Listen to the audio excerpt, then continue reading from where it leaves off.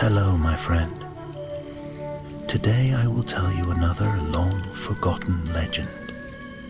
Close your eyes and let the magic transport you to Middle-earth. Our journey begins.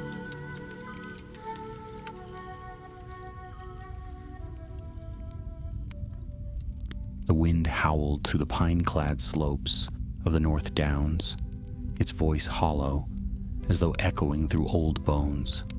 A gray sky hung low over the land, and the trees stood like mourners in black cloaks, swaying with secrets they dared not speak. In that lonely wild, a young ranger rode hard along an ancient trail, half lost to time. His cloak was sodden from rain and torn from thorns, but still he pressed on. His name was Callan Deer, and he bore grim tidings. It was from Rivendell he had come, where the wise now gathered in council. Elrond half-elven himself had summoned him. Strange whispers had stirred in the east, of black shapes on wing and hoof, of 9 riders searching, sniffing, ever seeking. The 9, the Nazgûl. Word had come that they now rode openly in the north. Their foul presence had been felt as far as Bree, and even the weather turned to dread with their passing. Elrond had entrusted Callan with a simple but urgent task: ride to the scattered settlements of the Dúnedain in the north and warn them. The Nazgûl had returned, and death followed them. As the ranger crested a ridge, he paused and looked back. Behind him the trail wound down into fog and forest. No sound but the wind, no movement but the sway of trees. And yet a feeling gnawed at him, a sense that he was not alone. He shook it off and rode on. By nightfall, Callan reached a ruined watchtower long abandoned. Its stones were black with moss, and its upper floor had collapsed into rubble, but the fire pit below still held shape, and there, in the cold, he made camp. He dared not build a flame, though. The light would betray him, and besides, something in the air felt wrong. The night pressed in too tightly, the dark too thick. Even the stars seemed veiled. As he lay wrapped in his cloak, bow at his side and hand on hilt, sleep came slowly. In dreams, he heard hoofbeats, slow and deliberate. He saw shadows that grew taller with no form to cast them, and he heard whispering in a language he did not know but felt in his bones. He woke with a start. The fire pit was still cold, but the horse was uneasy, snorting and shifting its weight. Callan rose silently, every nerve alert. Then he heard it, a sound like breathing, but not from a living throat. It was rasping and foul, a sigh that curdled the blood. It came from the forest edge just beyond the broken wall. Drawing his sword, Callan stepped into the ruins, eyes scanning the trees. But nothing moved. No owl hooted, no wolf howled. Even the wind had died. And then the air grew cold. So cold his breath misted, though the season was still early autumn. The shadows seemed to stretch toward him, long and finger-like, and for a heartbeat he thought he saw a shape among them, tall and cloaked, though no face was seen beneath its hood. Fear struck him then, deep and ancient. His sword trembled in his hand, but he did not flee. Instead, he backed slowly toward his horse, never turning his gaze. The shape did not move, but it did not vanish either. It stood as if waiting, watching. By dawn, the shape was gone, but the fear lingered. Callan mounted and rode again, faster now. He did not stop to rest until well past noon. He reached the village of arid Haleth by the falling of night, a small cluster of homes hidden in a valley of pine. Smoke curled from chimneys and children played near the stream. but the laughter stopped as he rode in. The folk here knew a ranger when they saw one, and they saw the grimness in his face. The village elder, a woman named Merrill, greeted him with wary eyes.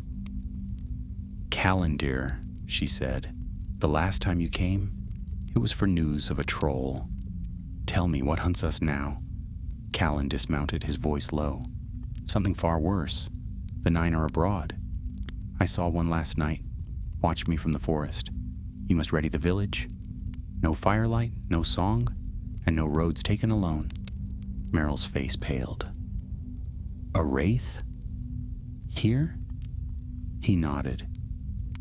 "I will ride at first light to warn the others, but you must scatter your people. Hide them in the hills if you can. They are hunting." She placed a hand to her chest. "But why here? What do they seek in Eriador?" "I do not know," he said truthfully. "Perhaps only to spread fear. Or perhaps something or someone is hiding from them." That night, Callan stayed in the village, sleeping lightly, sword near. But sleep brought no rest. Again the dreams came, dreams of a black horse with no eyes, of a shriek that split the skies, and of a shadowed hand reaching out to clutch his throat. And somewhere far off, he heard a voice, a name called in the black tongue. His own. He awoke in a cold sweat. The village dog was barking. The wind had risen again, and in the trees, a silence deeper than death. Far beyond the valley, on a ridge beneath the moon, a rider sat atop a coal-black steed.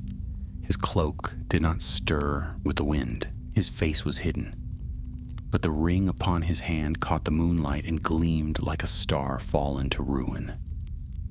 He had found Callandir, and death followed him. At dawn, Callandir stood at the village's edge, fastening the straps of his pack and tightening his cloak against the wind. A hush lay over arid Haleth. The morning mist clung low to the ground like a creeping shroud, muffling sound and stealing warmth.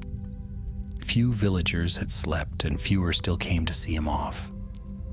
Those who did kept their children close, and their voices hushed, as if speaking loudly might summon what hunted in the woods. Merrill came with a bundle of travel bread and dried apples wrapped in cloth. She pressed it into his hands with a firm nod, but her eyes were tired and full of unspoken fears. "You ride to warn the others," she said, her voice thick. "But will you return?" Callan glanced to the east, where the sun bled weak light through clouds. "If I can. But if I do not wait for me. Hide your people. Move them deeper into the hills before the next moon." She hesitated, then leaned close. "I've lived long in these woods, Ranger. Longer than most. And I've heard tales of the 9. They cannot be killed, only driven off. Is that true?" He gave a slow nod. "They were once kings, long ago. Now they serve only the shadow. Fire can scatter them, and blades of western Ness may wound, but nothing made by mortal hands can slay them." Merrill's mouth tightened.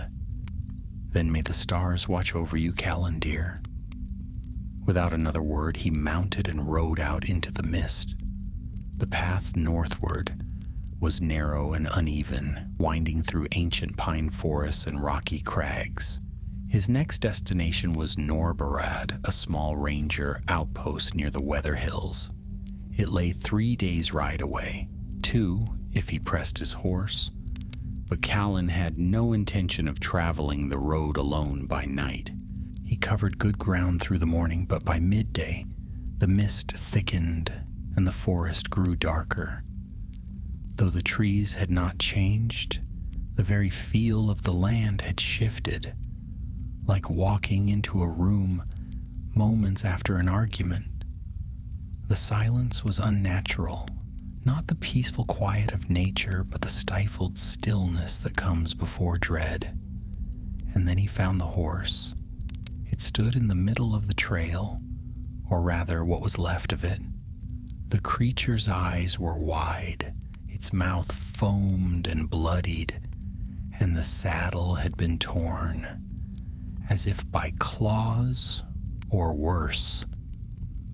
The body bore no arrow wounds, no sword had struck it, but the flesh had grown gray and the veins beneath its skin were black as pitch.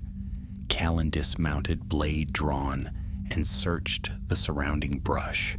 The prints were clear, hooves, booted feet, and one set that made no mark at all, only a strange depression in the ground where the grass had withered. The rider of this horse, if still alive, was not far. He moved carefully, eyes sharp, ears tuned to every sound. Within a mile he found the man, a fellow ranger, his cloak torn, his leg broken.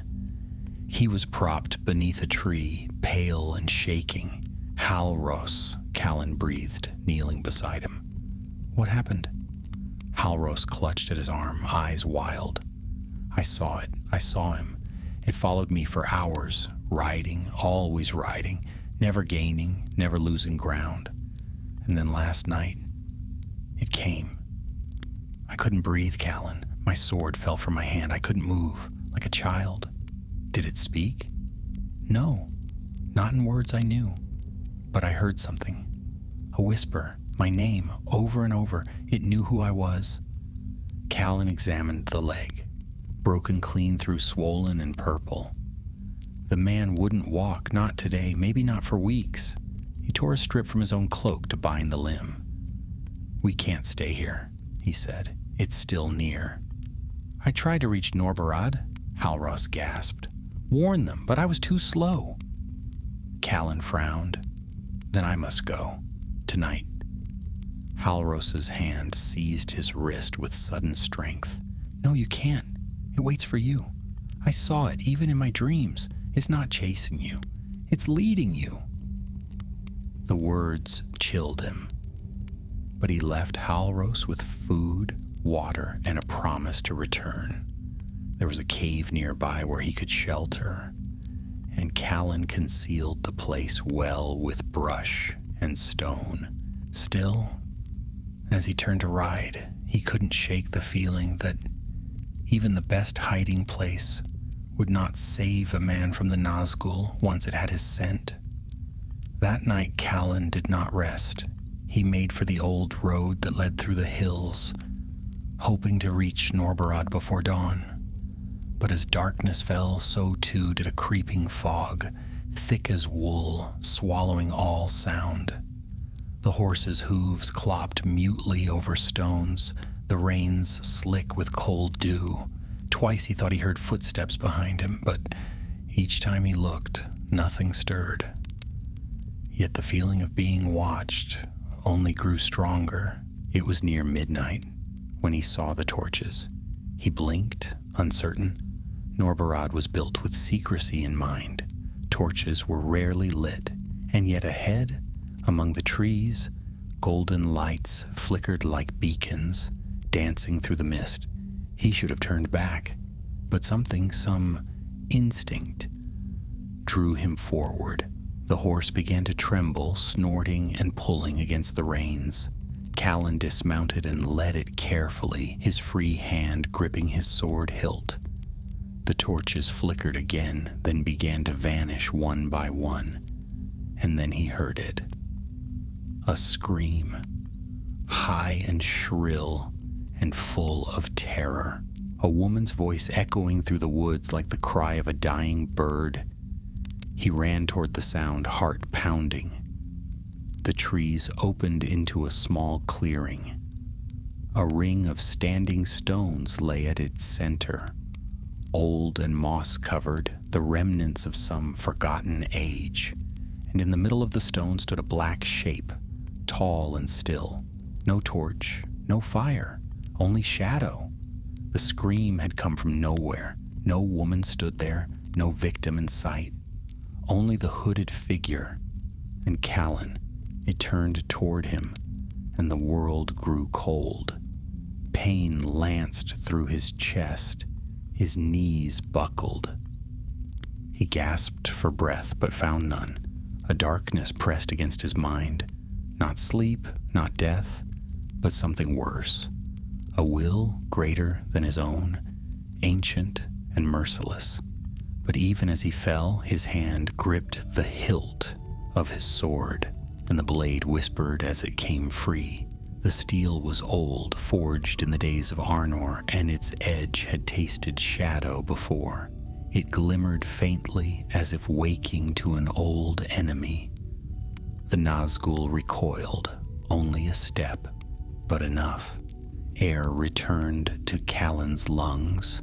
He surged to his feet, eyes blazing, and shouted a word in Elvish that Elrond had taught him. "Drago, flee!" The shadow hissed, a sound like tearing silk. Then it turned and vanished into the fog, the darkness unraveling with it. Callan stood alone in the clearing, the stones around him now lifeless and wet with dew. He lowered his sword with shaking hands. It had not been a mistake. It had been a lure, and he had taken the bait.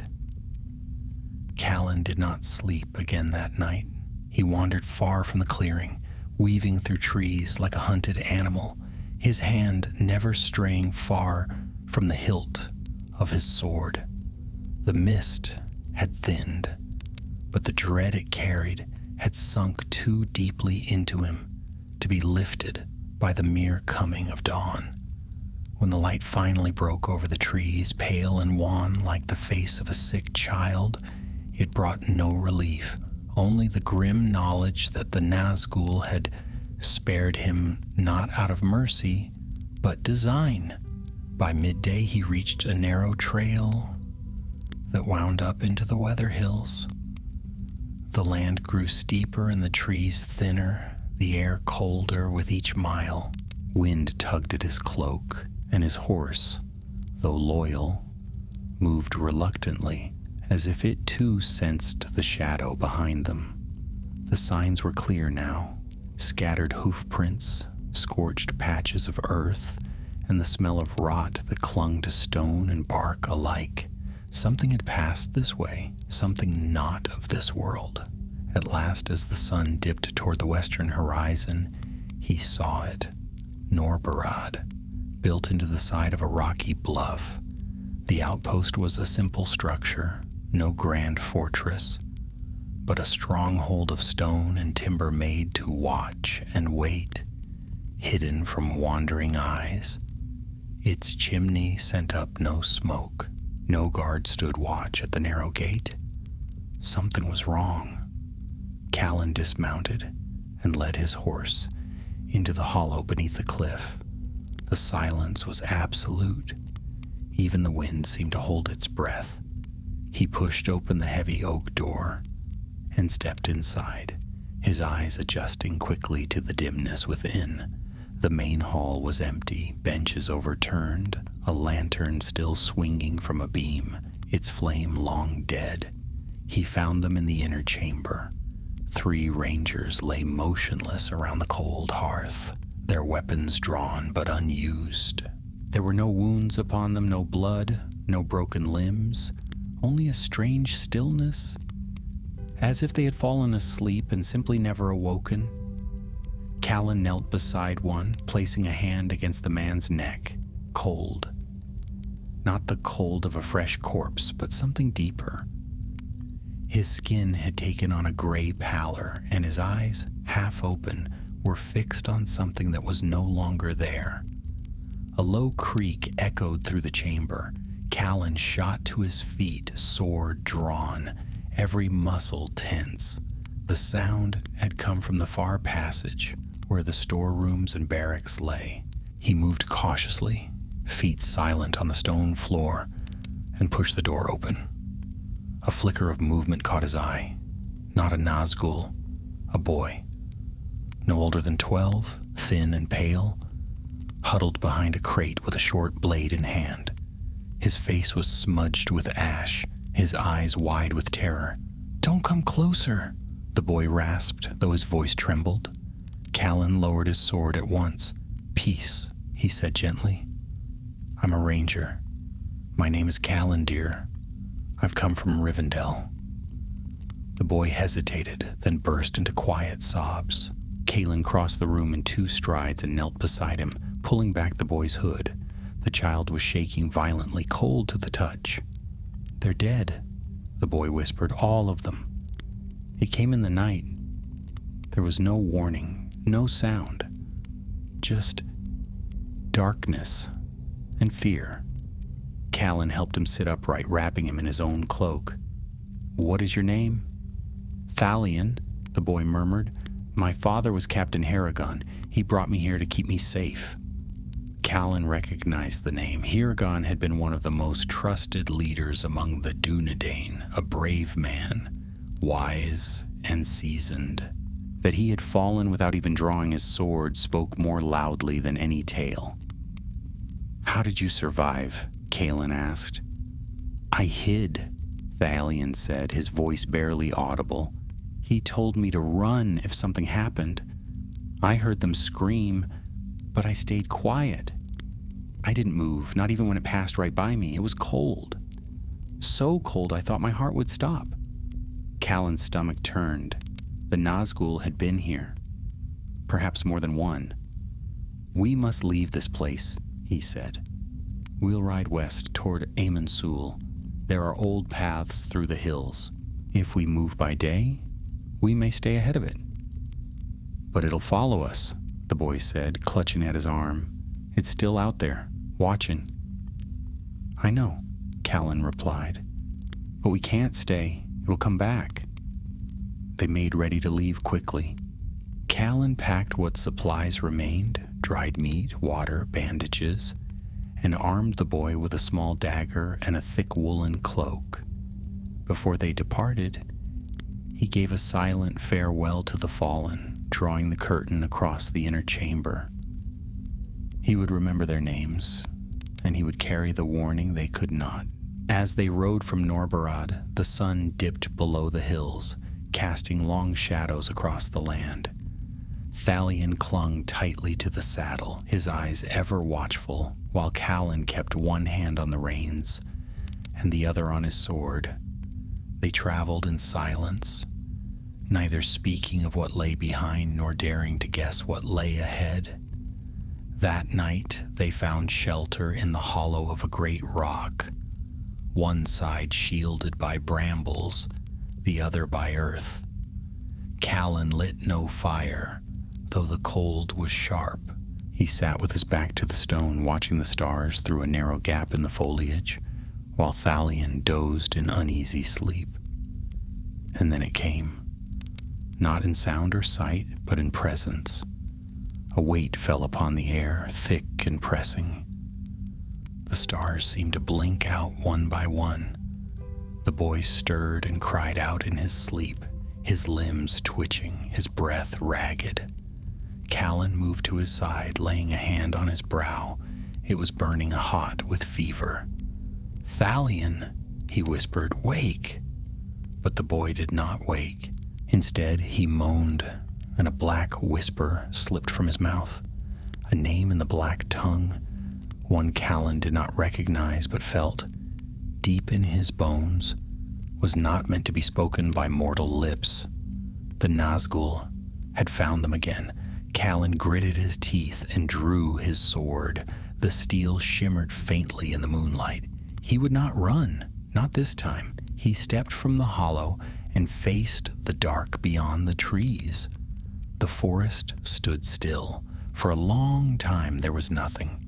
Then from the far slope, a shadow moved, tall, robed, and utterly silent.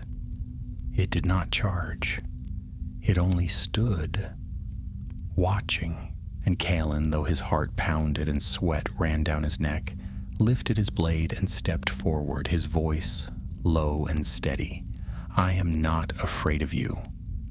The Nazgûl did not answer, but a sound stirred the air, not a voice, not a word, a whisper, one word, spoken not in challenge, but in recognition. Callan. He froze. The wraith knew his name, and this time it had not come to chase, it had come to claim. Callan stood motionless at the edge of the hollow, sword raised, heart pounding so loudly he thought it might give him away. The figure on the slope made no move to advance nor to vanish as it had before. It merely remained, watching him with a stillness that felt more terrifying than any charge. Mist coiled about its feet like smoke, and the very air between them grew heavier, as though the world itself had stopped to witness this silent encounter. The whisper of his name still echoed in his mind, though no lips had moved, no voice had sounded. The Nazgûl did not speak as men did. It reached into thought itself, pressing its will against the barriers of the mind until even memory trembled. Callan swallowed against the chill rising in his throat.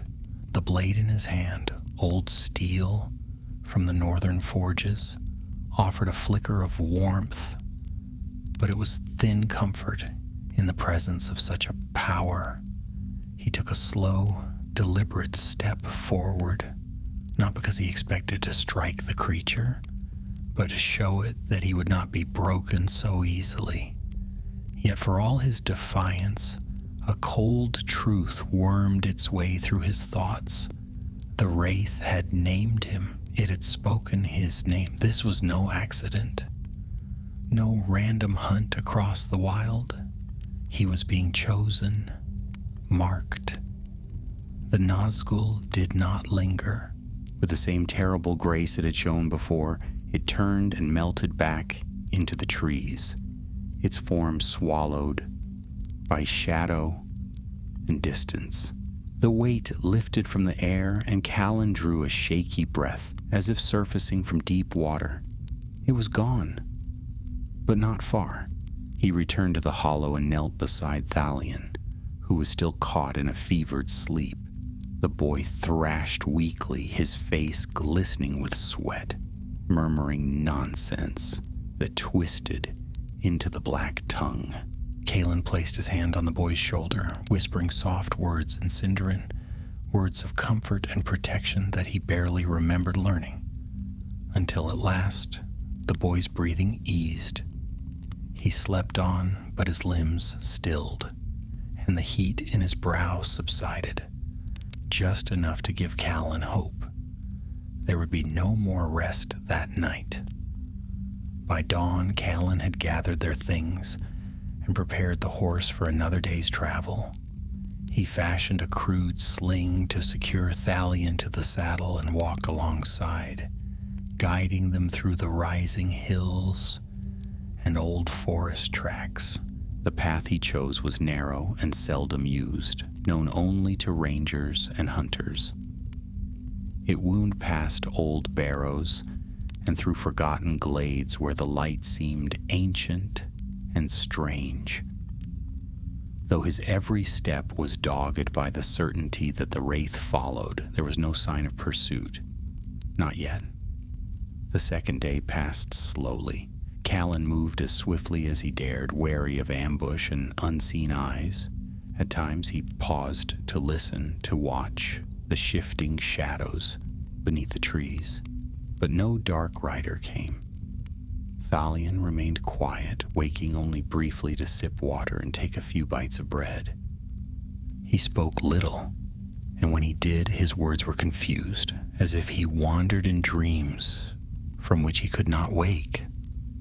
On the third morning, they reached the western ridges of the Weather Hills. From there, on a clear day, one could see the plains of the south stretching toward the distant ruins of Fornost, and to the east, the great watchtower of Amon-Sul, Weathertop, rose like a broken tooth above the land. Callan paused there, catching his breath and surveying the road ahead. The wind carried a faint smell of ash, and though the sky was clear, A strange gray haze lingered near the horizon. They descended the ridge cautiously, following the slope into a narrow vale where an ancient stone bridge spanned a silver stream. The bridge had once marked the boundary of Old Arthedain, one of the long-lost kingdoms of Arnor, and the carvings along its edge, though weathered, still bore the runes of kings long dead. Callan paused in the center of the bridge, listening. All was still. He moved again, too late. A shriek pierced the air, high, inhuman, and filled with such malice that Thalion cried out in terror, and the horse reared, nearly throwing him. Callan caught the reins and steadied the beast, eyes wide as the sound echoed from the cliffs. From the east, through the thinning trees, a black shape approached, swift as a hunting hawk. The wraith had not wandered. It had waited. There was no chance to flee across the open land. Callan led the horse off the bridge and into a thicket beyond, half dragging Thalion as he went. They slipped down a low ravine and into the tangled roots of an ancient oak, half buried and hollowed by time. The space within was small, barely large enough for two, but it offered shelter. Callan crouched at the opening, sword in hand, watching. The wraith came into view not moments later, gliding down the slope atop a black horse whose hooves made no sound. Its cloak stirred, though there was no breeze, and the air around it darkened. It stopped on the bridge, silent as stone. Then it spoke, not aloud, but within Callan's mind. "You cannot run forever." Callan gritted his teeth and closed his mind, remembering the teachings of Rivendell. The wise had warned of the ring wraiths and their power to break thought and will. He focused instead on Thalion's shallow breathing, the feel of the hilt in his palm, the memory of his mother's song. The Nazgûl did not move. It seemed to search, not with eyes, but with something deeper.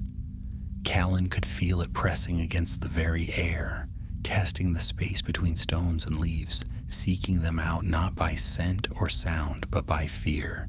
He calmed his breath and forced his heart to slow. The wraith turned slowly, scanning the woods. Then, as if uncertain, it withdrew. The shadow receded, leaving only the wind behind. Callan did not move for a long time. Only when the sun had passed its highest point did he emerge, carefully and silently. The road ahead was no longer safe. The Nazgûl had narrowed its hunt, and soon there would be no cover thick enough, no ravine deep enough to hide in. They needed a new plan. He remembered then what Elrond had told him the night before his departure. Words spoken not to frighten, but to prepare. If ever you are marked by one of the nine, it will not end with hiding. The wraiths seek those whose fates are woven into the war of the ring. They are drawn to such threads. To escape their pursuit, you must sever the tie or confront it. Callan had believed those words were meant for others, heroes of legend, men of greater consequence, but now he understood. The wraith had spoken his name. It had marked him, and only by facing it directly could he hope to survive. That night he built no camp, lit no fire. He and Thalion slept beneath a fallen tree concealed by root and moss. And as he drifted into uneasy dreams, a memory returned of a gift given to him in Rivendell, long wrapped and forgotten in the base of his pack. At first light he opened it. Inside lay a blade, smaller than his own sword, but forged of a silver metal that shimmered even in shadow. Its edge was curved, its hilt bound in leather, and upon the flat of the blade were inscribed the runes of the West, the tongue of Númenor. Beside it, a letter penned in Elrond's own hand. For the hour when steel alone will not be enough. Use it wisely. Callan stared at the blade, then at the dark horizon. He knew what he had to do. Morning broke pale and uncertain, with low clouds dragging across the sky like weary ships, adrift in gray waters. The light that filtered through the branches above was weak, tinged with the faint hue of ash, and the forest, though alive with the soft rustle of leaves and the distant cry of a hawk, felt hollow, like a place that had forgotten how to welcome the day. Callan sat beside the sleeping boy, the newly unwrapped blade resting across his knees. He turned it in his hands, slowly, studying the runes, the weight, the balance.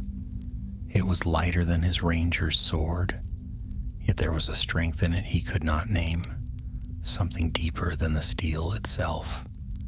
This was no common weapon. It bore the mark of elven craftsmanship, and perhaps more than that. It seemed to hum faintly in his grasp, as if aware of its purpose. He read Elrond's note again. For the hour when steel alone will not be enough, a warning, or perhaps a promise. Either way, the message was clear. This was a weapon forged for shadow, and the shadow was coming. Thalion stirred at last, groaning softly as he pushed himself upright. His face was pale and drawn, the fever mostly past, but its weight still heavy upon him. He looked around with wary eyes, then fixed on Callan with a question already forming. "Was it here?" he asked, voice hoarse. Callan nodded. "It found us at the bridge, but didn't strike. It's watching, hunting. I think it's trying to wear us down. Let fear do what its sword cannot." Thalion drew his knees close to his chest. "Why us?" "I don't know," Callan said, though even as he spoke, he wondered if that was entirely true. The wraith had spoken his name twice now, and with each encounter its attention seemed more focused, more purposeful. There was something it sought, something more than simple death or fear. And somehow, he was a part of it. "We'll make for the ruins of Ambience," he said after a moment. "There's an old ranger cache hidden in the lower halls. We may find shelter there, and perhaps something more." He didn't say what he hoped to find, but a thought had taken root in his mind since the night before. The tower, broken though it was, still held secrets of the northern kingdoms and perhaps some remnant of the strength that had once guarded these lands. They broke camp quickly, keeping to the ridges and hollows where sight lines were narrow and no straight path could be followed. Callan guided them through the forest like a needle through cloth, threading carefully, always aware of the shadow that hovered just beyond the edges of sound. Thalion rode silently, his strength not fully returned, but his grip on the reins was steady, and he did not once complain. By midday, they crested a hill and glimpsed Ambience in the distance. It rose from the earth like the bones of a giant, a crown of broken stone standing alone on a high peak. Once, it had been the greatest watchtower in the north, seat of kings and keepers of the Palantiri, but now it was little more than crumbling walls and shattered stairways, abandoned since the fall of Arnor. Yet even in ruin, it held a kind of power, a memory of vigilance that had not entirely faded. Callan felt it as they approached, the land itself remembering what it once had been. The wind here carried old voices, and the stones beneath their feet bore the marks of hands long gone. They dismounted at the base and began the climb on foot, leading the horse by the bridle. The ascent was slow, the path strewn with fallen stones and overgrown with ivy, but they reached the summit by the time the sun began its descent. The ruins were quiet, no sign of orcs or other creatures, no signs of the wraith. Callan led them through the lower halls, half buried beneath centuries of wind and earth. In the shadows beneath the hill's crown, he found the cache, a concealed door hidden behind a false wall, its mechanism rusted but still intact. Within was a small chamber, dry and cool, where a cot and supplies had been stored by rangers long since departed. They lit no torches, relying on the dim light that filtered through the cracks above. Thalion collapsed onto the cot with a sigh, while Callan began to pace the small chamber, blade in hand, eyes drawn again and again to the stair that led upward to the peak. The Nazgûl would come, of that he had no doubt, but here at least he would choose the ground on which he stood. At dusk, Callan climbed alone to the highest point of the ruins. The stone platform was cracked and broken, its center split where once the Seeing Stone had rested. He looked out over the wild lands, east to the Trollshaws, west to the Barrow Downs, and far beyond, the faint silver ribbon of the river Baranduin. Smoke drifted in the far distance, perhaps from a camp or a village under siege. A sound broke the silence, the soft ring of steel on stone. He turned. The Nazgûl stood on the steps below. No horse, no rush. It had climbed silently and patiently, as if it too knew the way to the place. The wind did not touch its cloak, and its presence seemed to drain the very color from the stones. Callan raised his blade. "You followed me here. Why? What do you want?" The wraith did not answer with words. Instead, it stepped forward, and for a moment, the veil between worlds seemed to thin. Callan saw not just the black cloak, but beneath it, the faint outline of a figure, gaunt and pale, its eyes long since lost, its crown of iron rusted and cracked. Then it raised a hand. A long, skeletal finger pointed to Callan's chest. "You carry it," the voice said, not aloud, but in the wind itself. "The memory, the blood, the line of the kings. It runs in you still."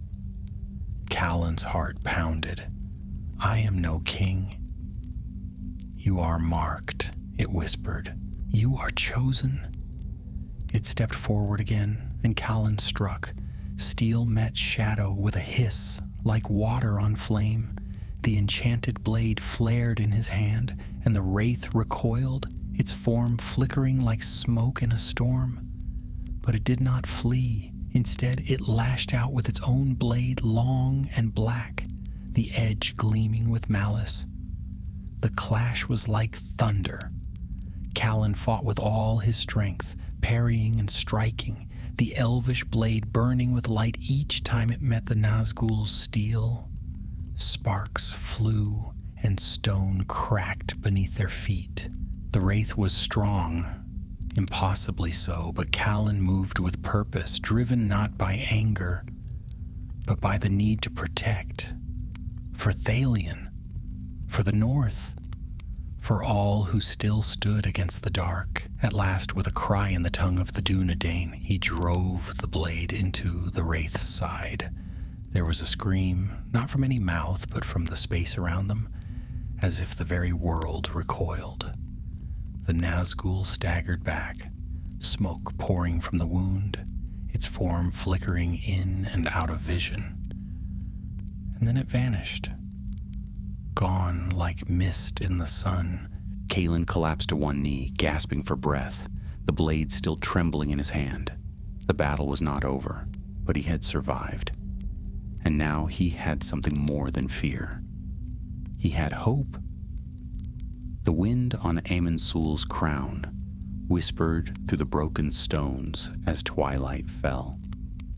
Callan remained kneeling on the cold, uneven floor of the watchtower, one hand planted against the earth, the other still clenched tightly around the hilt of the elven blade. The warmth that had filled the steel during the battle now faded slowly, like the last light of the sun slipping beneath the western hills. His arm ached, his breathing was ragged, and the world around him felt stretched thin, as if the clash with the wraith had worn away some unseen barrier that held the darkness at bay. Yet he was alive, and the Nazgûl was gone, driven back if not destroyed. He rose slowly, stiff with exhaustion, and made his way down the cracked stairway that spiraled through the heart of the ruin.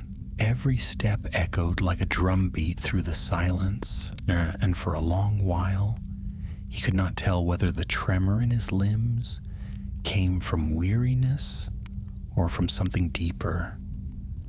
An echo of the cold that had clawed at his spirit during the fight. When he reached the lower chamber, he found Thalion sitting up, alert but pale, the dagger clutched tightly in his small hands. His eyes flicked toward the stair before Callan even spoke, wide and fearful. "You're safe," Callan said softly. "It's gone. For now."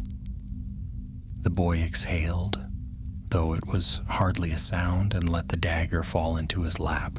"I heard it," he whispered, "not just with my ears, in my head, like it was inside me." Callan sat beside him and nodded. "That's how they are. They don't speak like we do. They reach through thought, through fear. The more you give into it, the stronger they become. But you fought it," Thalion said, studying him. "You didn't run. I thought no one could stand against them." "Neither did I," Callan admitted. "But this blade," he lifted it and let it catch the dim light, "was made to cut more than flesh. Elven smiths forged it long ago in the wars of the Second Age. And I think Elrond knew it would come to this." Thalion didn't reply at first. He stared at the sword, then down at his hands. "I don't want to be afraid anymore." Callan looked at him for a moment before resting a hand on his shoulder. "Then remember this. Courage doesn't mean you feel no fear. It means you keep going despite it." They stayed in the chamber for one more night, though Callan slept only lightly and kept his sword close. No shadow returned. He dreamed of the battle, of flame clashing against shadow, of a voice calling his name, but when he awoke, the air was calm, and the day was young. Before leaving, Callan searched the cache a second time. Behind a loose stone, he found an oilskin bundle, long and narrow. Inside was an old scroll, its surface marked with fading ink and the crest of the Northern Kingdom, a tree crowned with stars. Carefully, he unrolled it and studied the markings. It was a map, but not of roads or lands. This was older, a record of watchposts, hidden trails, and marked in delicate script, an ancient refuge beneath the hills west of Weathertop. Sarn Lithel, the Grey Hall. He'd heard the name once before in the telling of old stories. It was said to be a hidden sanctuary built in the days of Arvaleg, carved into the stone beneath the hills as a place of last retreat. If it still existed, it might offer safety and answers. With Thalion riding behind him once more, they set off by the winding westward trail, following the narrow paths through the moors and rocky outcrops. The wind had turned colder, brushing against them like unseen fingers, but the skies remained clear, and no sign of the wraith returned during that day's journey. Yet something still gnawed at Callan's thoughts. The Nazgûl had spoken of his blood. "You carry it," it had said, "the line of kings." Callan had no noble name, no inheritance. He was a ranger, one of many scattered descendants of the old realm, yes, but nothing more. Or so he had always believed. He'd never asked of his ancestry, never thought himself worthy of such things. But now, the wraith's words refused to leave him. By evening, they reached the entrance marked on the map, a low cave hidden among a cluster of jagged stones, half covered in moss and thorn. A worn carving of the 7 stars of Arnor was etched into the stone above it, barely visible unless one knew where to look. Callan dismounted and pushed back the brush, testing the entrance. The air inside was dry and cool, and the darkness stretched inward, unnatural in its depth. Thalion stood behind him, quiet. "Do you think it's safe?" the boy asked. "Safe enough," Callan replied. "Safer than the road, at least." They lit a lantern and entered the passage, which narrowed before opening into a high-ceilinged corridor lined with ancient pillars. Dust lay thick on the ground, but the stone beneath was smooth, unmarred by time. Elvish script ran along the walls, faded but still legible, speaking of a time when Arnor's watch still held firm against the east. They moved cautiously through the halls, past empty chambers and forgotten relics, broken shields, torn banners, and stone benches where no one had sat in an age. At last they found a chamber that still held its purpose, a sanctuary with a long table, a central fire pit, and a raised dais at the far end where a statue of a king stood silent vigil. Callan felt something stir within him as he stepped inside. Not fear this time, but something older. A sense of belonging. The room felt familiar in a way he could not explain, as though some part of him had always known it. Thalion seemed to feel it too. He approached the statue and ran his fingers across the edge of the pedestal. "Looks like you," he said suddenly. Callan frowned and moved beside him. The statue was worn, but the features were still clear. The same high cheekbones, the strong brow, the long dark hair falling past the shoulders. It was not an exact match, but there was a resemblance, unmistakable now that he saw it. He stepped back and looked again at the room, the stonework, the runes. This place had been built not only for protection, but for remembrance. Who was he? Thalion asked.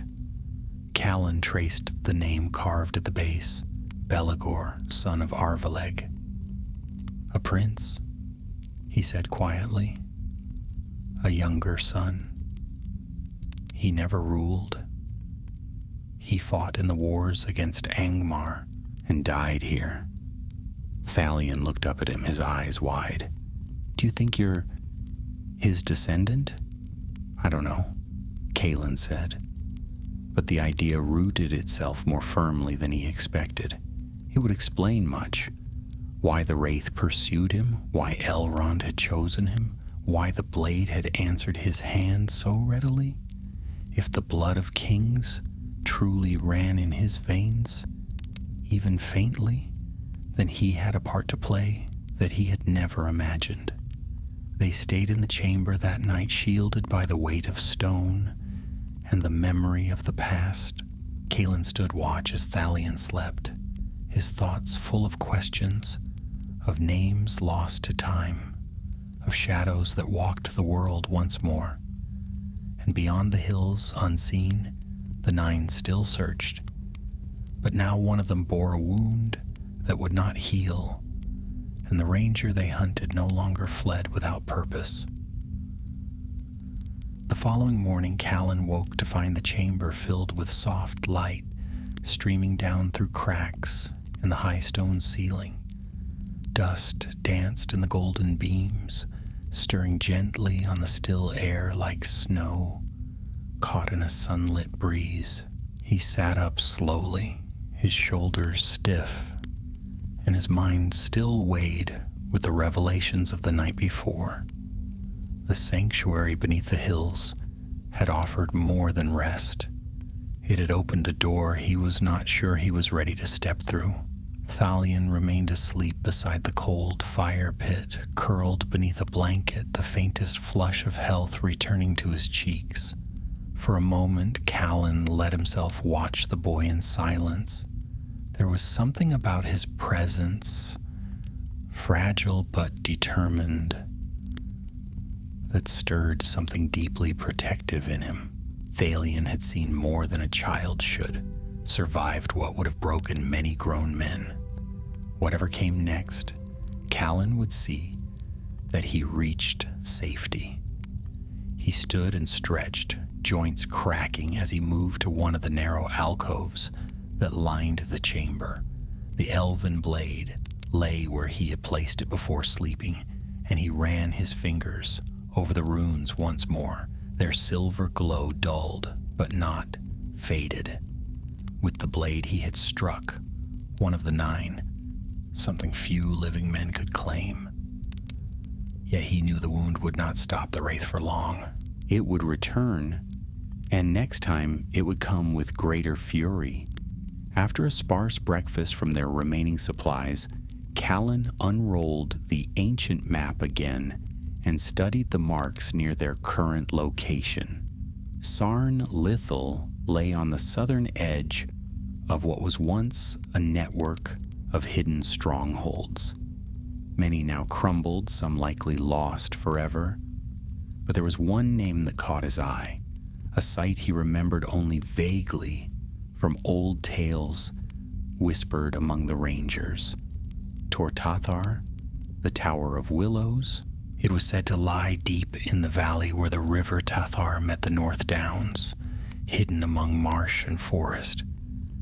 In the elder days, it had been a place of healing and wisdom, a sanctuary where the rangers brought the wounded and the hunted. If it still stood, if any part of it remained, it might offer refuge once again. And more than that, it might hold knowledge, perhaps even the answers he now needed. By midday, they left the sanctuary and began the slow descent into the valley. Callan had wrapped the elven blade carefully and stored it in his pack, keeping his ranger's sword at his side for now.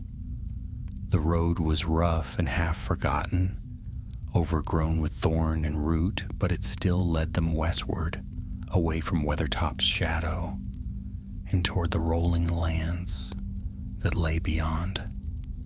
For a time, the land seemed untouched by darkness.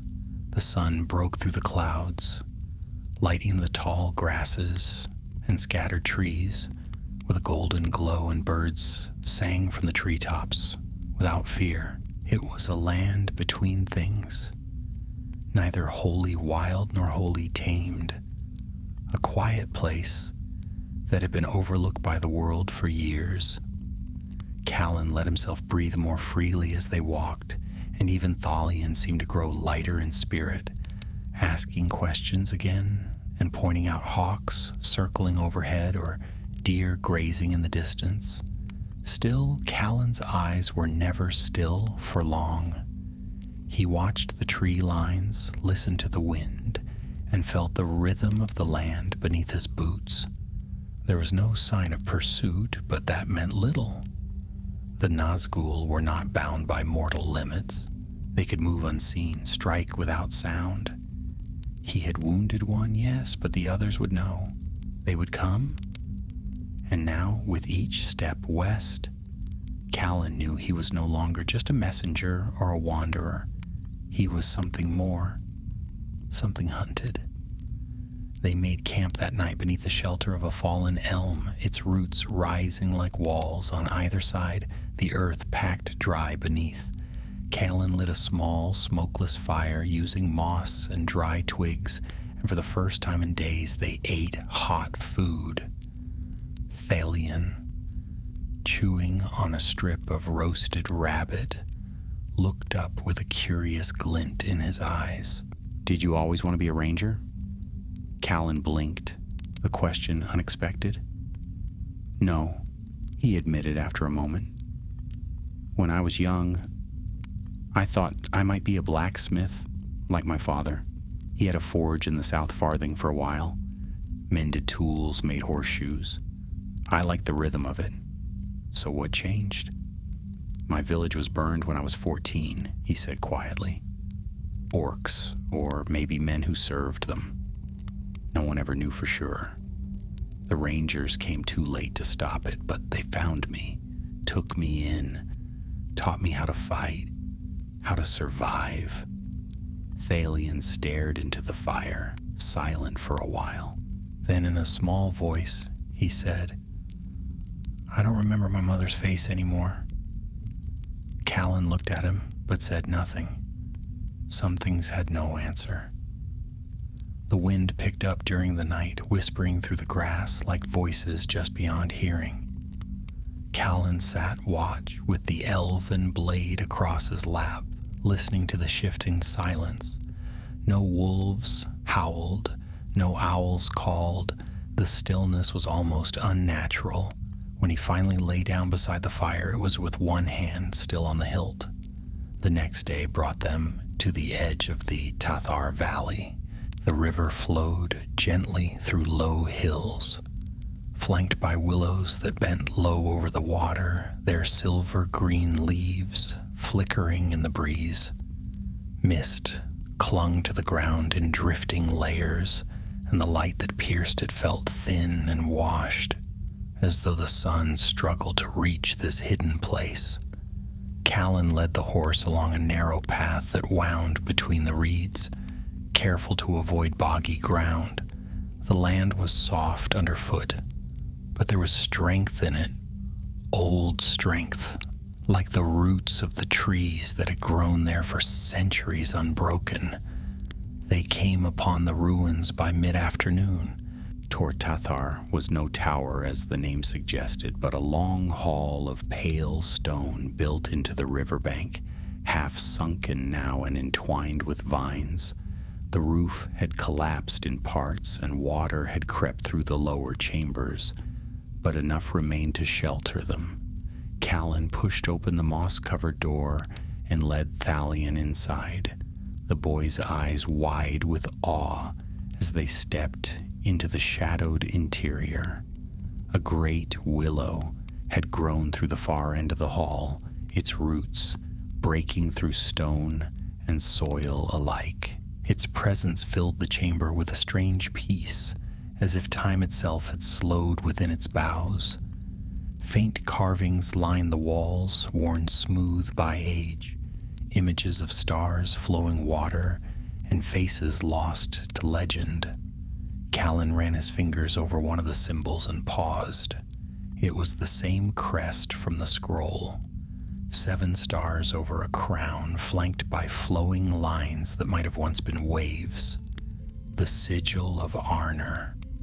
This was a healing hall, he said softly, for those wounded in the wars. The rangers brought their injured here in secret, guarded by the willows and the river. Thalion touched one of the walls, his expression thoughtful. It feels safe. For now, Callan agreed, though his voice was cautious. That night, they slept within the hall, the willow branches rustling gently above them. The shadows outside grew long, but none dared pass into that place. Callan dreamed again, but not of shadow. This time he stood in a white city under the stars, surrounded by voices singing in a language older than the mountains. A tall figure in silver and green turned to him, and though no words were spoken, Callan understood. The blood of kings may fade, but it never forgets. When morning came, it brought with it a kind of hush that was not quite silence. The willows swayed gently in the misty light, their branches brushing the ground like fingers tracing old memory. Callan rose before the boy, his breath rising in thin puffs as he stepped outside the hall into the pale dawn. The air had turned colder overnight. It wasn't the sharp bite of early winter, but a slow, creeping chill that settled in the bones. It was the kind of cold that suggested something in the world was shifting, something ancient and dangerous, stirring far beyond what eyes could see. He crossed to the river's edge, crouching to fill a flask from the slow-moving waters of the Tathar. For a moment he watched the current weave around stones smoothed by time. The land here had been spared the worst of the war, and it felt untouched, but not unaware, as if it remembered, perhaps even as if it waited. Behind him he heard footsteps, crunching softly over frost-kissed grass. Thalion approached, wrapped in a blanket and blinking against the morning light. "I thought you might be gone," the boy said, rubbing at his eyes. Callan gave him a faint smile. "Not without you." They ate quietly that morning, bread grown stale and fruit, half bruised from travel, but neither complained. When they returned to the stone hall, Callan spent time inspecting the old carvings along the walls again. They weren't just decoration. The more he studied them, the more certain he became that they told a story. Ships sailing west, a crown raised over fire, 9 black stars encircling a city of light. One symbol appeared over and over, a star with 7 points, flanked by 2 trees. "It's the old mark of Elendil," Callan murmured, running a hand across one of the sigils. "This place was built not just for healing, it was built for remembering." Thalion stepped closer, looking at the carvings.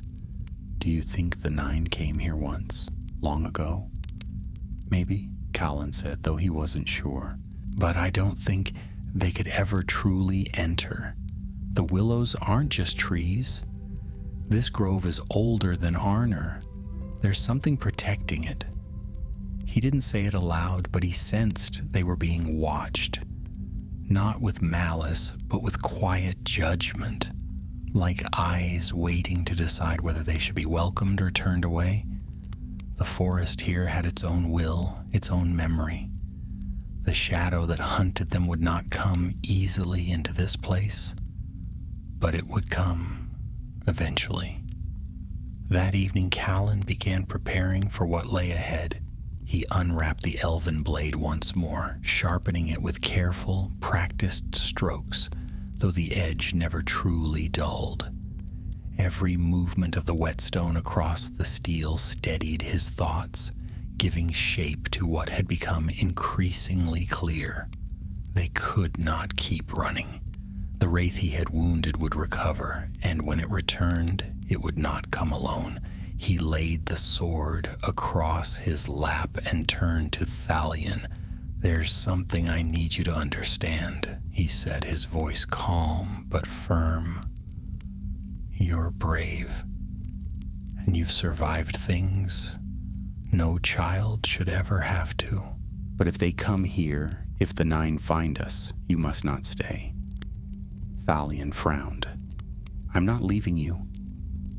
"You may have to," Callan said. "This isn't about fear or courage. It's about the task ahead. There are things happening in the world, great things moving beneath the surface, and somehow I've become a part of them. Maybe you have too. But your part won't begin if you fall here. Promise me. If I fall, you'll run. Follow the Tathar west until you find the Rangers. Give them this."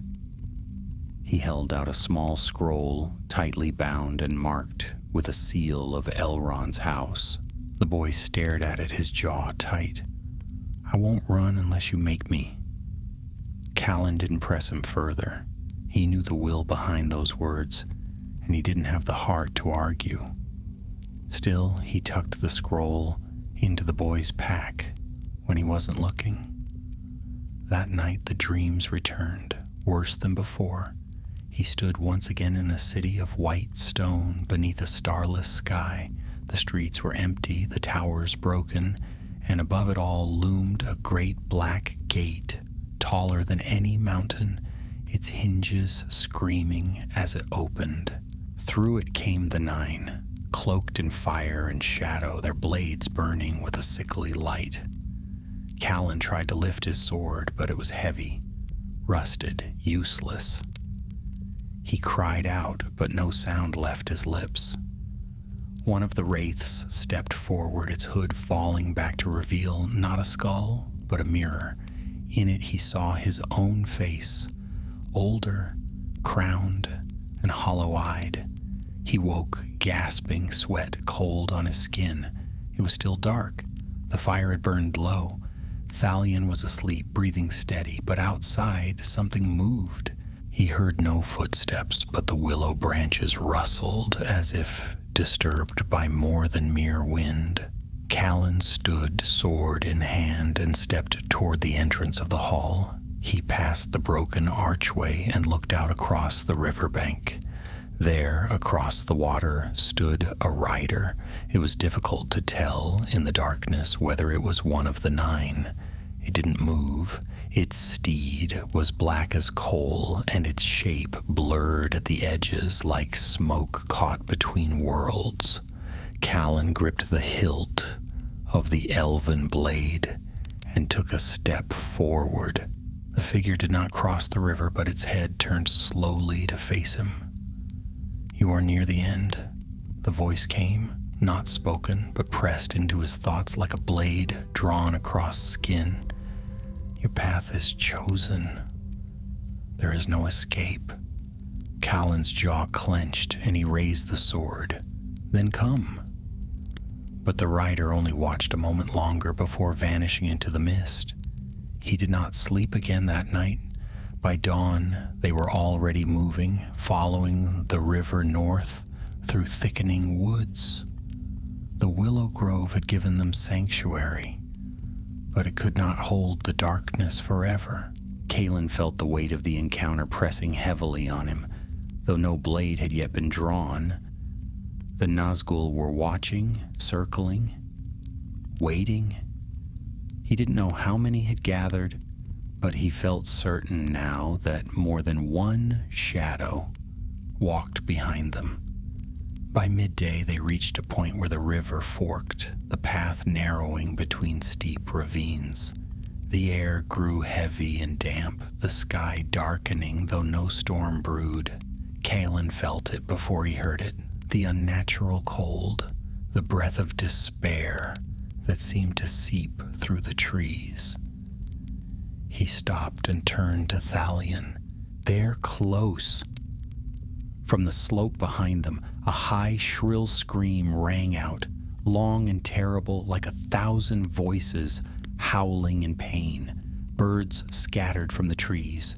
The horse reared, nearly throwing Thalion from the saddle. Callan caught the reins, but his eyes were fixed on the ridge. From the mist emerged 3 black shapes. Not 1, 3. They had come at last. The scream still hung in the air when the first of the Nazgûl emerged from the mist. Its mount, taller than any living horse, moved with an unnatural grace, its hooves not thudding but gliding over the ground like shadows upon water. Behind it came 2 more, cloaked in black, their faces lost beneath deep hoods, though Callan could feel the weight of their gaze pressing down upon him. The chill in the air deepened, sinking into the roots of the trees and draining the color from the world around them. The forest, so alive only minutes before, had fallen utterly silent. Callan did not hesitate. With one hand, he lifted Thalion down from the saddle and pressed the hilt of the elven blade into the boy's hands. "If I fall, run," he said, his voice low and urgent. "Hide, get to the ranger outpost near the brandy water. Use the map, do not look back." "I'm not leaving you," Thalion whispered, shaking his head. His hands trembled on the hilt of the sword, but his feet stayed planted. "You must." Callan forced himself to meet the boy's eyes, hoping the look alone would impress the command more than words ever could. "You are not meant to die in these woods." Without waiting for agreement, he turned and stepped between the boy and the wraiths, sword in hand, cloak fluttering slightly in the deathless wind. His own breath was shallow, his limbs stiff with the unnatural cold. But his resolve was steady. He could not run. He would not. The first rider halted 20 paces away. The second and third fanned out slightly to either side, forming a half circle that blocked the path entirely. None spoke, but the presence of all three together was suffocating. Kalen could feel the pressure against his chest like a great stone. Even the trees around them seemed to lean away from the confrontation. One of them raised a long, thin blade, its surface darker than night and edged with cruel barbs. A low voice, not spoken but felt, brushed across Kalen's thoughts. "Give it to us." He didn't need to ask what they meant. It was not just the elven blade they desired, nor Thalion, nor even the letter in the boy's pack. They wanted him, not to kill, to claim, as they had done to kings long ago, twisting, corrupting, binding. The Nazgûl were servants of the One, but they had once been mortal men, and now they sought to make another of their kind. He spat at the ground in answer. The rider nearest to him hissed, a sound like dry leaves scattering in a tomb, and in a blur of motion it charged. The horse's hooves struck the earth with ghostly force, and the black blade came down in a sweeping arc. Kalen met it with steel, and the ring of blade against blade shook through his arms. The elven sword shone with a fierce, white light as it clashed against the wraith's weapon, and for a heartbeat, the darkness recoiled. But the second came in from the side, silent and swift. Kalen barely turned in time to block its stroke, stumbling back a step as the cold radiating from the wraith washed over him. His vision blurred, and he could feel his strength beginning to wane. The third Nazgûl had not yet moved, but Kalen could feel its will pressing in around the edges of his mind, whispering, clawing, searching for weakness. The air itself seemed to turn solid. Every breath he drew burned in his chest, and his legs felt heavy as stone, but still he moved, striking, parrying, evading. The elven blade flared with each blow, the light growing with his desperation. He knew he could not match them for long. Even the greatest warriors of old had fallen to the nine. But this was not about victory. It was about survival. Behind him, Thalion called out, but Kalen dared not turn. The boy's voice was thin, nearly lost in the wind, but it carried the echo of fear and something else, something Kalen hadn't expected: determination. The second wraith came again, its black blade slashing low. Kalen leapt back, twisting to avoid the stroke, but slipped in the damp earth. He landed hard, the wind knocked from him, and for one terrible moment the elven blade slipped from his grasp, clattering against a rock a few paces away. The first Nazgûl raised its sword to strike, and Kalen flinched, teeth clenched, heart hammering. Then the forest erupted with sound. Thalion's cry cut through the air, sharp and high, and the boy charged from behind the roots of a tree, wielding the elven blade in both hands. He swung wildly, not with skill, but with everything he had, and the light of the weapon seared the air as it met the wraith's blade.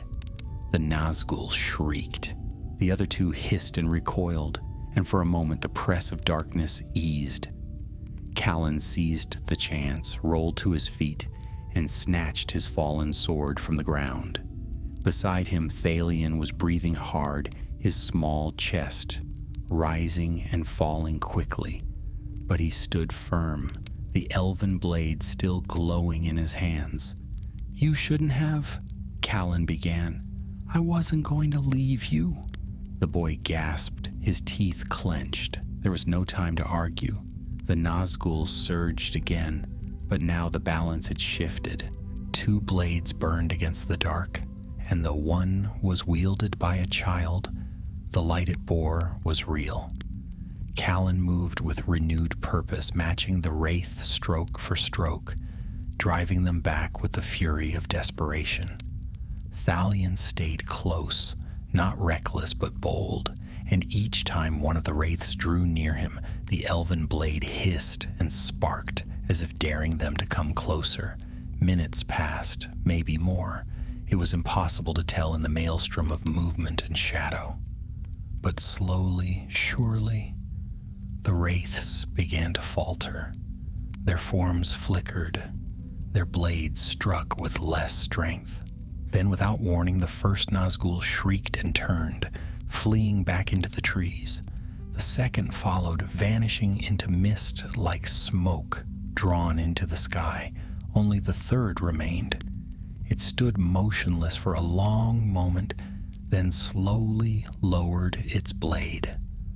The hood turned toward Callan, and once again the voice crept into his thoughts. This is not the end. And then it too was gone. Callan sank to his knees, sword dragging through the grass, his limbs trembling with exhaustion. Thalion collapsed beside him, the elven blade still clutched in his hands. Neither of them spoke at first, too winded to say a word. The forest around them remained hushed, as if stunned by what it had witnessed. "You fought them," Thalion whispered at last. "3 of them." "We fought them," Callan corrected, managing a tired smile. The boy's face was pale and his hands still trembled, but there was something new in his eyes, something brighter than fear. Hope.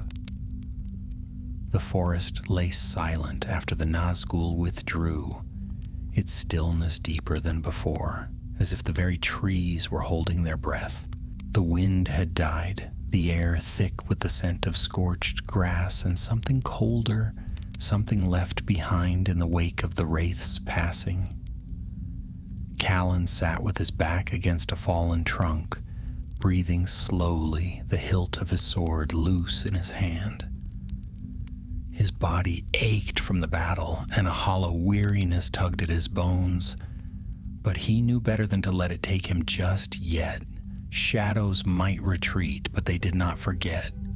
Thalion knelt nearby, his face pale, hands red from gripping the elven blade too tightly. He had not spoken since the last wraith vanished into the trees, though his wide eyes had followed the darkness until it was truly gone.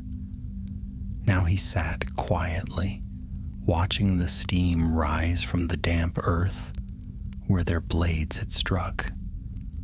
When he finally looked to Callan, it was with the lingering disbelief of one who had just stepped back from the edge of death. "Did we drive them off?" he asked at last, his voice rough and uncertain. "For now," Callan replied, sheathing his sword. "They'll recover." But they won't come again so quickly, not after tasting steel like that.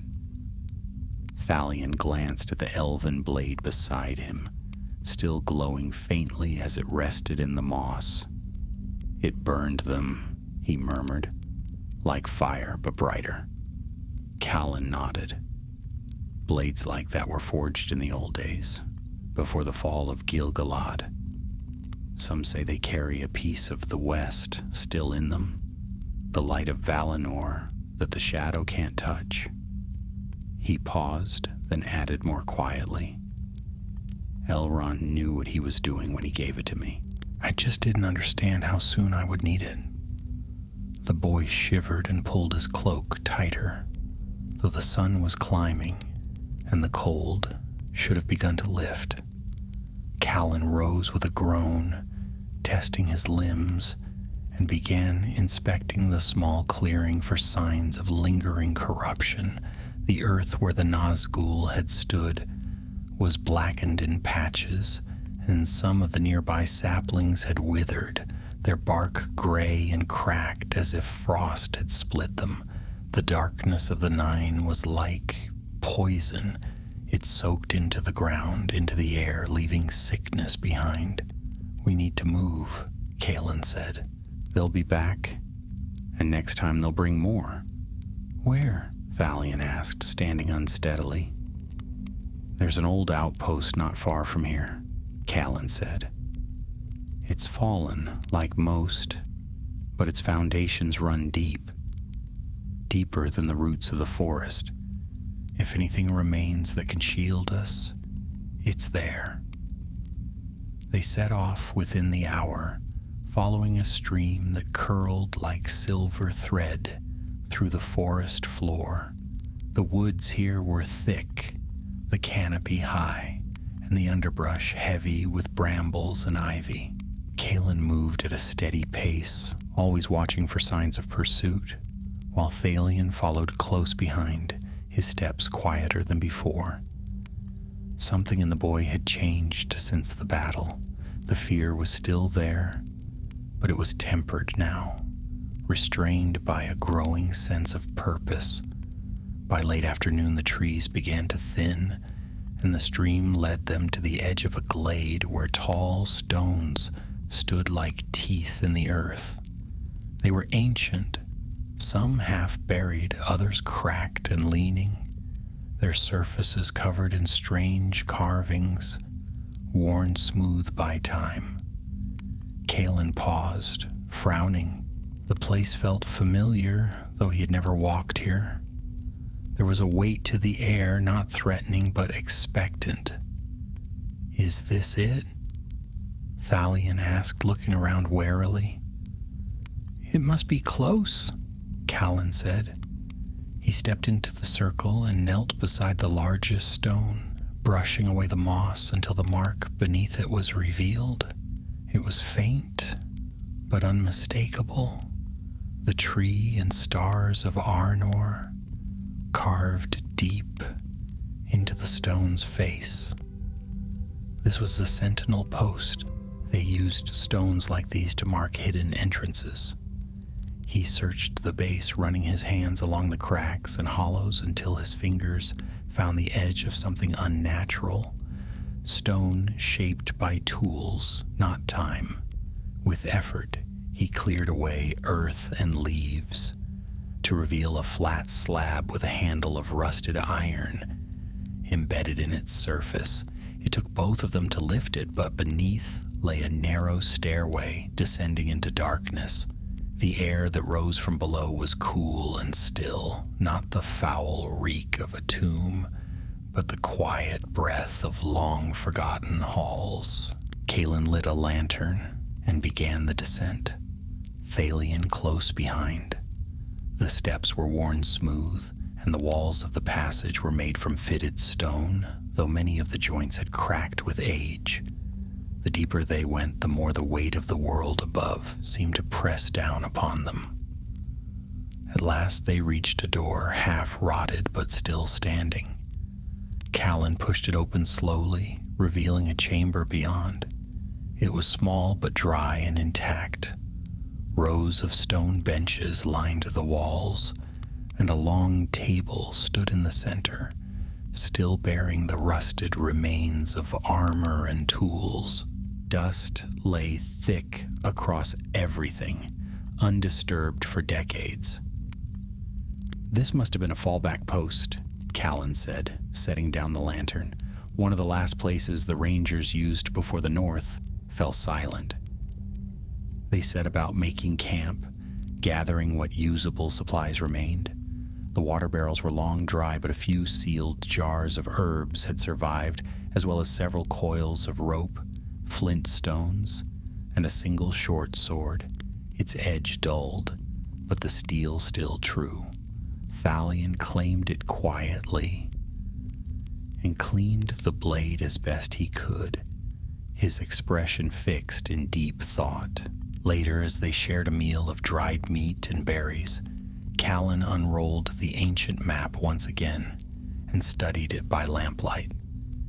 His fingers traced the lines toward the south, where the great rivers met and the roads of the west converged. Elrond told me the Nine ride because of what stirs in the east, he said suddenly. The One Ring has been found, and with it their master grows stronger. That's why they're searching. But we don't have the ring, Thalion said. Why are they chasing us? I don't know, Callan admitted, though his voice was tight. Unless... He didn't finish the thought. The dream returned to him again, unbidden. The black gate, the burning city, his own face twisted by shadow. Something in him had drawn the Nazgûl's attention, and though he tried to deny it, the truth pressed more closely with every step they took. You should sleep, he said after a long silence. We'll move again at dawn. Thalion didn't argue. He curled into his blanket on one of the stone benches and closed his eyes, though Callan doubted rest would come easily. As the lantern flickered low, Callan sat with his sword across his knees, listening to the deep, hollow quiet of the old hall. Somewhere above them, the Nazgûl would be circling again. But down here, in the dark and stillness of what remained of the north, he felt something stirring. Not fear, but memory. The blood of kings may sleep, but it did not vanish. And if the Nine returned to claim what was lost, then perhaps it was time for the heirs of the forgotten to rise once more. Callan did not sleep that night. The flickering lantern cast long shadows against the cold stone walls, dancing and shrinking with each passing moment. As the oil burned lower, he sat motionless in the corner of the chamber, sword across his lap, back pressed to the wall, and eyes fixed on the dark stair behind the door. Though no sound came from above, he could not shake the certainty that something waited on the surface. Whether a wraith or worse, he could not say. He had seen enough of the Nine to know that they did not always come with shrieks and thunder. Sometimes they simply watched, waiting for weariness to do their work. Beside the fire pit, Thalion slept in fitful stretches, his young face pale against the gray blanket, and his sword tucked beneath one arm like a charm warding off bad dreams. From time to time he murmured something Callan couldn't hear, but never woke. The boy had held his ground against 3 of the 9. There were grown warriors who would have fled screaming, yet Thalion had drawn his blade and stood fast. Callan didn't know whether it was courage, desperation, or something deeper that had given him such strength, but he was certain of one thing now. Thalion's fate was tied to this, just as his own was. They were not caught in this by accident. When the lantern at last began to sputter, Callan rose quietly and fed the flame with the final drips of oil. The map still lay open on the table beside him, its parchment curling slightly at the corners.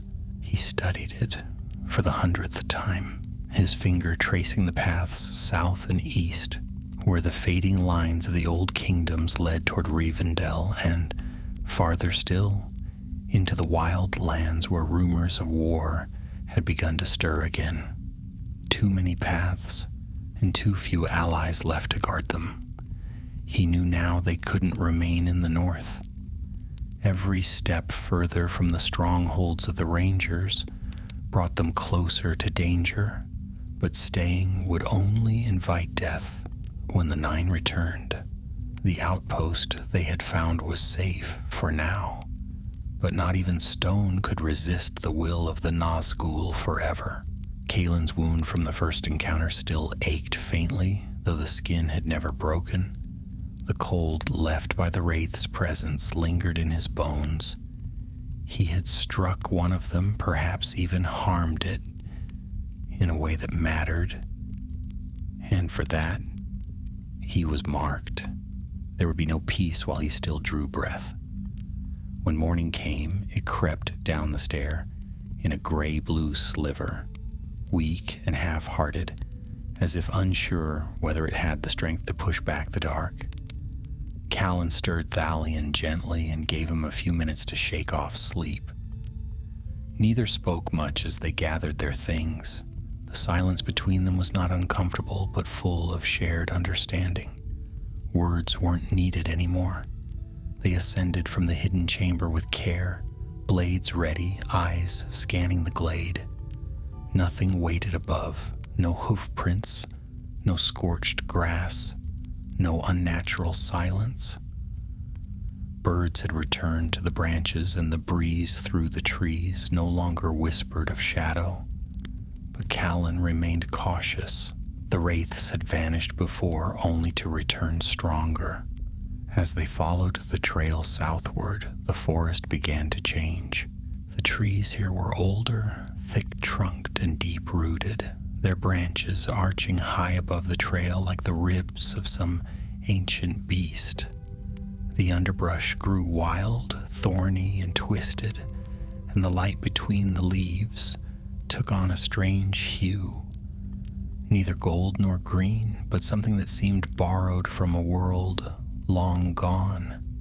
Callan recognized the signs. This was an elven wood, or what remained of one. Such places lingered across Middle-earth, forgotten by maps, fading slowly into myth. Most mortals passed by without knowing they walked upon sacred ground. Thalion seemed to sense it too. He said little, but his eyes darted more often toward the canopy, and once he stopped altogether, staring at a cluster of white flowers growing along the path. "They're not supposed to bloom this late," he said, crouching to touch one. "My mother used to say they only grew in spring, and only where elves had passed." Callan looked at the flower and nodded. "They call them nifridil. They grow where the world remembers." "Do the elves still come here?" "Not often," Callan replied. "Most have gone west. Those who remain keep to their hidden places, but they leave traces behind, and protection sometimes." The trail narrowed and rose gently into a hill crowned with ancient oaks. At its summit stood a ruined archway of white stone, half buried in moss and ivy. Beyond it, a path of broken flagstones led down into a shallow vale where a stream sang softly among smooth stones. The place was quiet, yet not in the way of death or fear. It was the hush of reverence. Callan halted at the edge of the arch, uncertain. "What is this place?" Thalion asked. Callan didn't answer right away. He stepped forward and passed beneath the arch. The moment he crossed the threshold, he felt it, like a breath upon the back of his neck. Not cold, but watchful. It was as if something in the stone had stirred, sensing his presence. He turned slowly, taking in the glade beyond. At the center stood a single tree, tall and silver-barked, its leaves a pale green that shimmered as though touched by starlight. Then he saw it. At the base of the tree, nestled among roots older than kingdoms, lay a sword. It was not buried, not hidden. It rested atop a flat stone, wrapped in a cloth of fine gray, untouched by time or weather. Callan approached, hesitating as he drew near. There was no inscription, no carving to mark it, but something in him already knew. This was no ordinary weapon. Thalion came to stand beside him. "Did they leave it for someone?" Callan didn't answer. He reached down and unwrapped the blade with care. It was long and slender, the steel gleaming faintly in the half-light, the hilt inlaid with silver and green stones. When he touched it, warmth spread through his palm, not burning but soothing. like sunlight after a long winter. The name came unbidden to his mind, though it had not been spoken aloud. Tirithar, Sentinel. Elven forged, he murmured, and old, very old. Is it meant for you? I don't know, Callan said, but he didn't put it down. They left the glade not long after, Callan now carrying both blades, the elven dagger from Rivendell at his side, and Tirithar across his back. The weight was not burdensome. If anything, he felt steadier than before, as though the blade lent strength to his stride. Still, as they descended into the southern woodlands, the unease returned. He could not shake the sense that someone or something was guiding them, some thread drawn long ago that now wound tighter with each passing mile. By nightfall, they made camp beside a stream under the wide branches of an ash tree. As Thalion dozed beside the fire, Callan sat watch again, Tirithar across his knees listening to the wind. He could feel the world changing. The nine were hunting. Darkness was rising, but something else stirred too. The north was waking, and so was he. The morning dawned still and quiet, with mist coiling through the undergrowth like slow smoke. Callan rose before the first light had touched the canopy and stood for a while at the stream's edge, watching the water curl around the stones in soft eddies. There was a tension in the air, not the unnatural dread that came with the Nazgûl, but something sharper, more immediate. The woods around them no longer felt like a sanctuary. The trees whispered too much, and the bird song when it came was too sudden, too forced, as though the forest were trying to pretend nothing waited in its heart. Thalion woke without being roused, already lacing his boots, before Callan had returned to the fire. There was no need for words. They both understood what the day would bring. They would not run any longer. The nine had hounded them across the wild, but they had endured, they had fought, and they had changed.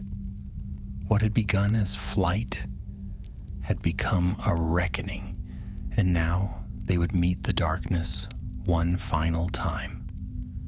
By mid-morning, they had passed beyond the old trees and into the barrowlands of the South Downs. The grass here grew in tangled clumps, interrupted by ancient stones and half-buried mounds. Mist clung low to the earth, and though the sun climbed steadily above them, its light was thin and uncertain. Every shadow looked stretched, as if something unseen walked within them. Callan led the way along an old cart track, his steps steady, Tirithar strapped to his back, the elven blade sheathed at his side. Thalion followed close, the short sword clutched in his hand, his eyes scanning every hilltop, every swaying patch of grass. There was no longer fear in his movements, only readiness. As the sun reached its peak, they crested a low ridge and saw it, a hollow at the heart of the downs, where 4 standing stones marked the corners of a forgotten ring. In the center, a stone altar lay cracked in 2, and around it the ground was scorched and dead. It was there the 9 would come. Callan knew it without being told. The place felt wrong, a wound in the land, old and festering. They made no camp. Callan checked their weapons, adjusted their cloaks, and placed the last of their supplies beneath a low stone outcrop. Thalion stood quietly beside the broken altar, gazing at the charred ground with solemn eyes. When he finally spoke, his voice was quiet but firm. They'll come soon. Yes, Callan said, resting his hand on the hilt of Tirithar. They've followed us here. They've hunted us since Rivendell, and now they'll try to finish what they began. The hours dragged, clouds gathered heavy and low, pressing down like a lid. The wind picked up, sighing through the grass in long, uneven breaths. Then, as the first streaks of dusk painted the sky, they came. One by one, the Nazgûl appeared on the surrounding hills, black shapes against the darkening sky, mounted on beasts that were no longer truly horses. They did not ride with thunder or fury, but with silence, their presence alone enough to leach the warmth from the air. 9 shadows encircled the hollow, and Callan felt their malice pressing inward like a great hand closing around them. Thalion took a step closer to him, his voice barely audible. "They're all here." Callan did not look away from the riders. "Let them come." The first to descend was the one Callan had wounded before. Its form wavered as it rode, the cloak burned and tattered where the elven blade had struck. The others followed without sound, closing the circle, their blades drawn. They dismounted without haste, surrounding Callan and Thalion with a precision that spoke of long habit. This was not rage, this was ritual. One stepped forward, taller than the rest, its presence heavier, its aura like a lid on the soul. When it spoke, it did not need voice.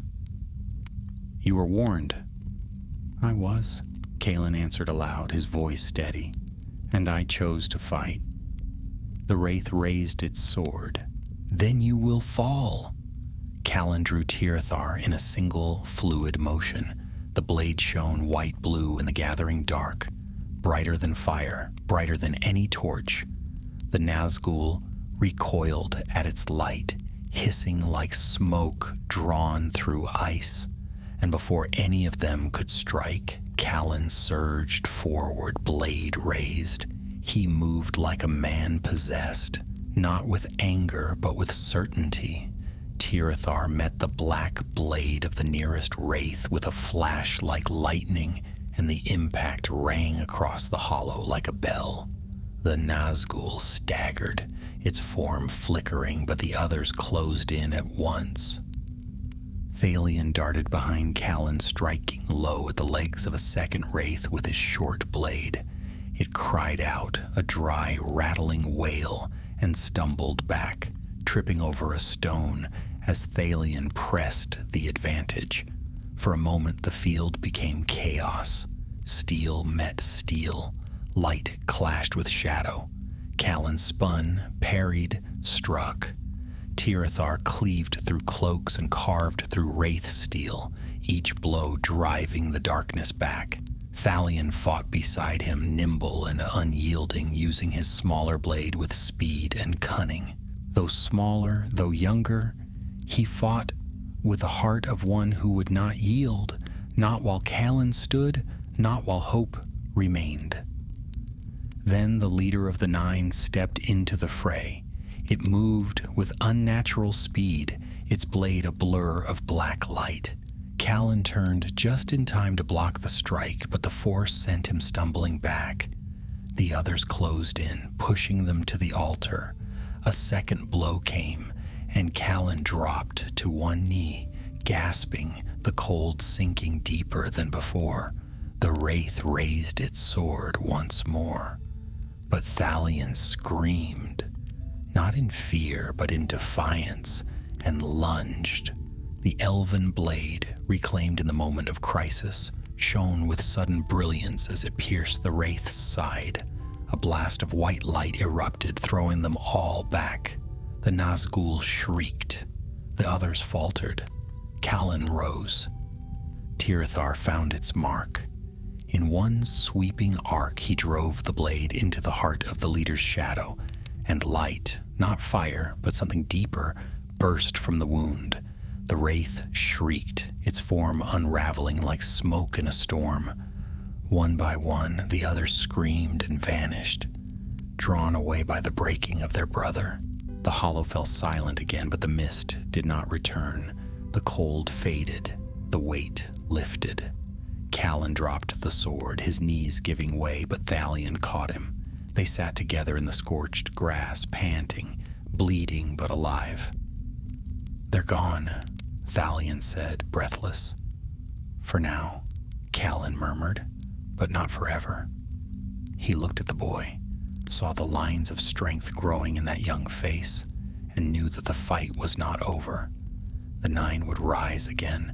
The War of the Ring had begun elsewhere, and many would yet fall.